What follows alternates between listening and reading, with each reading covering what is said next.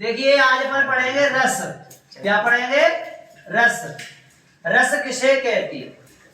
किसी काव्य को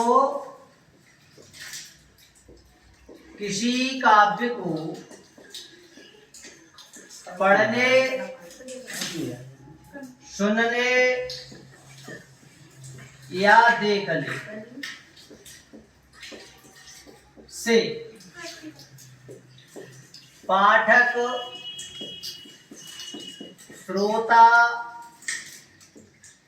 या दर्शक। देखिए परिभाषा इसमें, किसी काव्य को पढ़ने, सुनने, देखने से पाठक, श्रोता या दर्शक को, पढ़ने वाले को अपन क्या कहते हैं? पाठक कहते हैं, सुनने वाले को श्रोता और देखने वाले को दर्शक। किसी भी काव्य को पढ़ने, सुनने, देखने से पाठक, श्रोता या दर्शक को जो आनंद की अनुभूति होती है, किसकी होती है? आनंद की अनुभूति होती है, अनुभूति होती है, रस कहलाती। क्या कहलाते हैं? रस कहलाते हैं। किसी भी काव्य को पढ़ने से, सुनने से, देखने से, चाहे वो गद्य काव्य हो, चाहे वो पद्य काव्य हो, चाहे निबंध हो, उपन्यास हो, रेखाचित्र हो, कहानी हो, कविता हो, किसी भी काव्य को पढ़ने से पाठक, श्रोता या दर्शक को जो आनंद की अनुभूति होती है उसे अपन क्या कहते हैं? रस कहते हैं। अब प्रश्न बनता है रस के कितने अंग? इन्हीं को कहते हैं अवयव। रस के कितने अंग या अवयव होते हैं? प्रश्न बनता है, होते हैं। तो रस के 4 अंग होते हैं। उत्तर में क्या लगाएंगे? रस के 4 अंग होते हैं। अंग या अवयव एक ही बात है। रस के 4 अंग होते हैं। कौन कौन से होते हैं? नंबर 1 स्थायी भाव, नंबर 2 विभाव, नंबर 3 अनुभाव, नंबर 4 संचारी। अब देखिए प्रश्न यहीं से, इसमें से भी प्रश्न निकलेगा।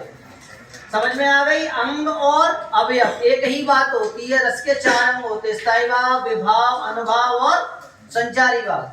अब प्रश्न बनता है, ओटी में ज्यादातर पूछा जाता है स्थायी भावों की संख्या कितनी होती है? स्थायी भावों की संख्या 10 होती है।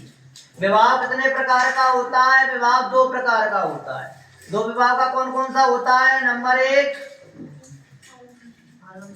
आलम्बन और नंबर 2 उद्दीपन।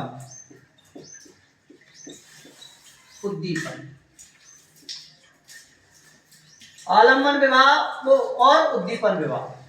प्रश्न बनता है, अनुभाव कितने प्रकार के होते हैं? यहाँ भी प्रश्न बनता है। तो अनुभाव तुम्हारे 5 प्रकार के होते हैं। कितने प्रकार के? 5 प्रकार के। वो 5 प्रकार बहुत डीपली बात है। ये कौन कौन से 5 प्रकार के? नंबर 1 कायिक,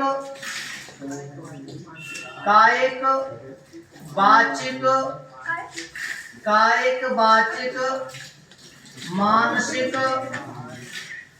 नंबर 4 आहार्य और नंबर 5 होते हैं सात्विक। सात्विक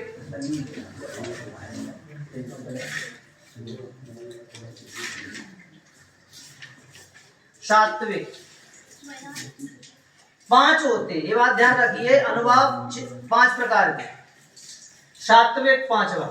अब आता है, प्रश्न बनता है, संचारी भावों की संख्या कितनी होती है? संचारी भावों की संख्या 33 होती है। कितनी होती है? 33 होती है। तो 33 में से कुछ एग्जाम्पल के रूप में हम बताएं। जैसे होता है चपला,